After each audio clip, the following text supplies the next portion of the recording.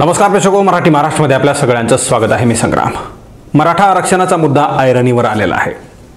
Manoj Jarange पाटलांचं ultimatum 24 तारखेला आहे, म्हणजेच उद्याच्या 24 डिसेंबरला आहे.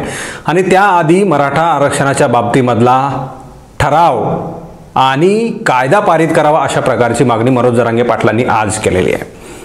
23 तारखेला बीडमध्ये इशारा सभा आहे आणि 24 तारखेला अल्टिमेटम संपतंय. काय नेमका निर्णय असेल हे उद्याच्या 23 तारखेला कळेल. 24ला नेमकं काय करायचं.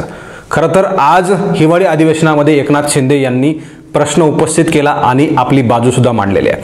म्हणजेच ओबीसी समाजाच्या आरक्षणाला कुठल्याही प्रकारचा धक्का न लावता मराठा समाजाला येत्या फेब्रुवारीमध्ये विशेष अधिवेशन बोलवून जे आहे ते आरक्षण दिलं जाईल अशा प्रकारची घोषणा एकनाथ शिंदे यांनी आज हिवाळी अधिवेशनाच्या सभागृहामध्ये केलेला आहे. 24 डिसेंबरपर्यंत आम्हाला वेळ द्या अशा प्रकारची त्यांची मागणी होती. वेळ वाढवून घेतलेला होता त्यांनी आणि 24 डिसेंबरला आम्ही तुम्हाला टिकणारं आरक्षण देऊ अशा प्रकारची घोषणा एकनाथ शिंदेंच्या सरकारने केलेली होती आणि आता ती सुद्धा त्यांनी पाळलेली दिसत नाही असं आज एकनाथ शिंदेंच्या सभागृहातील बोलण्यावरून वाटतं. म्हणजेच मराठा आरक्षण 24 तारखेला मिळणार नाही अशा प्रकारचा रिपोर्ट मी मागच्या 2 दिवसापूर्वी बनवलेला आहे. त्यामध्ये काय नेमक्या गोष्टी आहेत या सगळ्या गोष्टी मी तिथं सांगितलेल्या आहेत. म्हणजे आम्ही बोलत असतो ते कुणीतरी आम्हाला सांगतं असं नाही, तर समाजाच्या रोखावर, त्यांच्या वाटचालीवर, शासनाच्या हालचालीवर या सगळ्या गोष्टी करतात. हे मी अनेक वेळा सांगितलेलं आहे. काही लोक म्हणतात तुम्ही फारच काहीतरी वेगळं बोलता, तुम्हाला काही माहीत नसतं. ठीक आहे, काही हरकत नाही.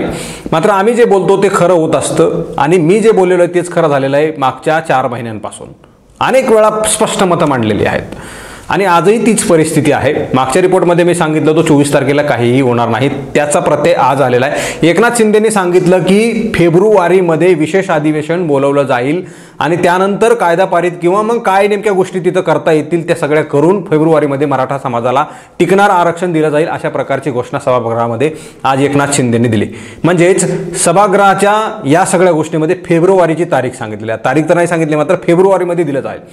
फेब्रुवारीमध्ये का दिलं जावं किंवा मग का दिलं जाईल तर मागासवर्ग आयोगाचा 1 महिन्यानंतर अहवाल येईल. त्याचं अवलोकन केल्यानंतर काय नेमक्या त्रुटी आहेत, काय त्याचे निकष लावता येतील या सगळ्या गोष्टींचा अभ्यास करून फेब्रुवारीमध्ये आरक्षण दिलं जाईल असं एकनाथ शिंदेंनी आज सांगितलेलं आहे. खरं तर मागच्या 2 महिन्यांमध्ये 2 वेळा अल्टिमेटम दिलेला आहे मराठा समाजाला एकनाथ शिंदेंनी किंवा मग शिंदे सरकारनी आणि त्या सगळ्या गोष्टी ज्या आहेत त्या पाळलेल्या नाहीत. जरांगे पाटलांचा इशारा उद्याच्या 23 तारखेला असणार आहे आणि मागासवर्ग आयोगाच्या मागच्या अध्यक्षांचे जे काही राजीनामे झाले ते सरकारच्या दबावापोटी झालेले आहेत अशा प्रकारच्या बातम्या आलेल्या आहेत. या सगळ्या गोष्टी आहेत. काय नेमकं महाराष्ट्र किंवा मग राज्य सरकारमध्ये चाललेलं आहे हे फक्त सत्ताधारी लोकांना कळतं.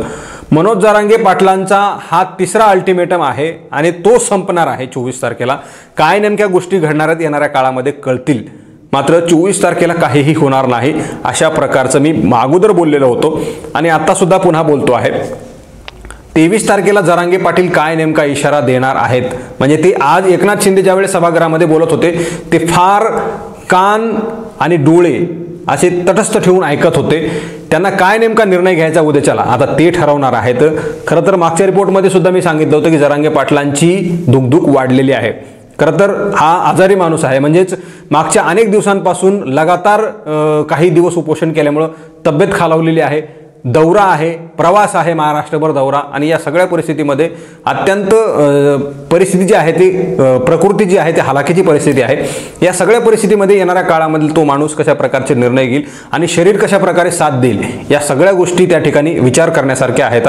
उद्याच्या 23 तारखेला काय नेमका इशारा देणार आहेत, इशारा कशा प्रकारचा असेल, एवढा मोठा समाज आणि त्यांना काय आश्वासन द्यायचं हा सगळ्यात मोठा सवाल जरांगे पाटलांसमोर उभा आहे. एकीकडे शासनाने दडी मारलेली आहे. जसं वरुण राजा आमच्याकडे दुष्काळ मराठवाड्यामध्ये असतो की येईल अशी आशा असते, आस लावून बसतो शेतकरी आभाळाकडे, मात्र शेतकऱ्यांच्या पदरी जो आहे तो दुष्काळ नेहमी पडलेला असतो. तशाच प्रकारचा दुष्काळ जो आहे तो मानवनिर्मित जरांगे पाटलांच्या पदरी पडलेला आहे.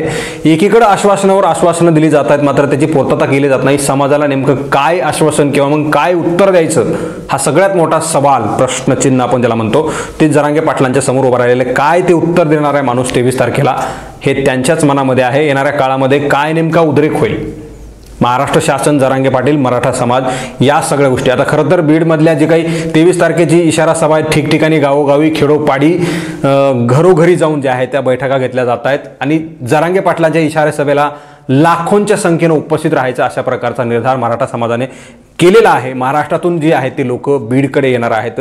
जवळजवळ 70 ते 100 एकरचा परिसर जो आहे तो जरांगे पाटलांच्या 23 तारखेच्या सभेला, इशारा सभेला जो आहे तो तैनात आणि तयार करण्यात आलेला आहे. जमीन सुपीक करण्यात आलेली आहे.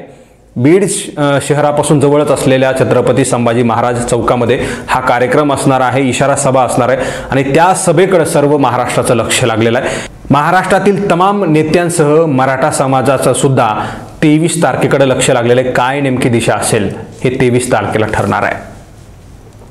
रोखठोक आणि परखड, स्पष्ट आणि पारदर्शक, निष्पक्ष आणि निर्भीड, लोकशाहीचा समर्थक, जनतेचा हितचिंतक, फक्त मराठी महाराष्ट्र न्यूज.